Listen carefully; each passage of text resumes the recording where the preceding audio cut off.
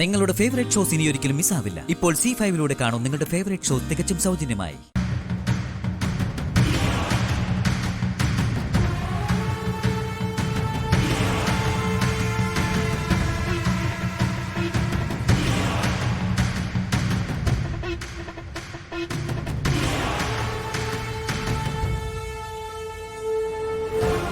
മാപ്പ് കൊടുക്കാനോ വീണ്ടും ജീവിതത്തിലേക്ക് തിരികെ കൊണ്ടുവരാനോ ഭാര്യയായിട്ട് സ്വീകരിക്കാനോ ഒന്നുമല്ല. പക്ഷേ അവളെ എനിക്ക് കിട്ടണം, ആ മൈഥിലിയെ. സർ, എവിടെ ഉണ്ടെങ്കിലും നിങ്ങൾ അവളെ കണ്ടെത്തണം, പിടികൂടി എന്റെ മുന്നിൽ കൊണ്ടുവരണം. Okay sir.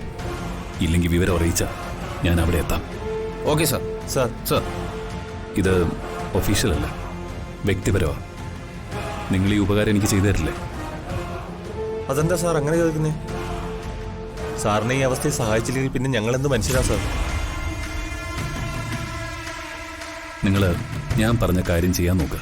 സാർ ധൈര്യമായിട്ടിരിക്കാം, ആ കാര്യം ഞങ്ങൾ ഏറ്റു. Thank you.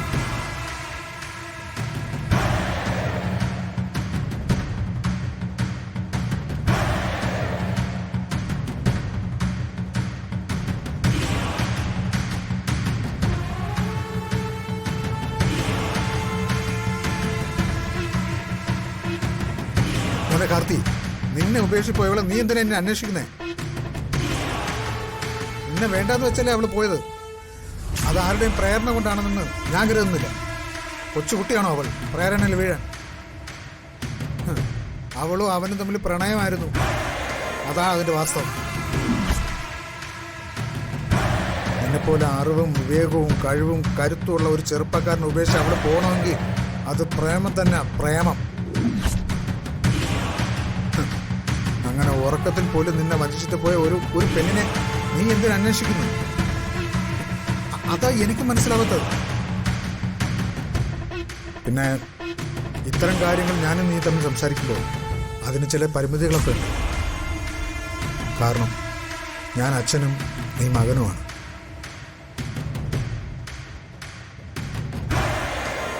എടാ, നിന്നെ അപമാനിച്ചിട്ട് കടന്നു പോയവളാവൾ. അവളെ നീ ഇനി നിന്റെ ജീവിതത്തിൽ കാണരുതെന്ന് എൻ്റെ അഭിപ്രായം.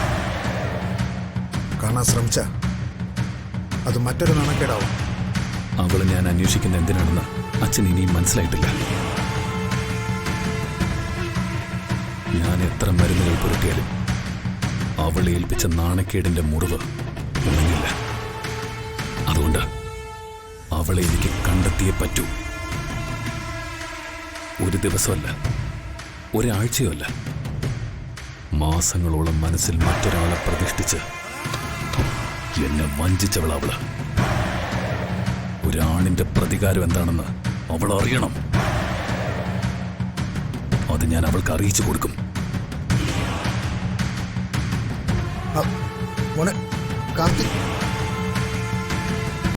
ഡൗൺലോഡ് ചെയ്യൂ C5 ആപ്പ്. കാണൂ എല്ലാ എപ്പിസോഡുകളും സൗജന്യമായി.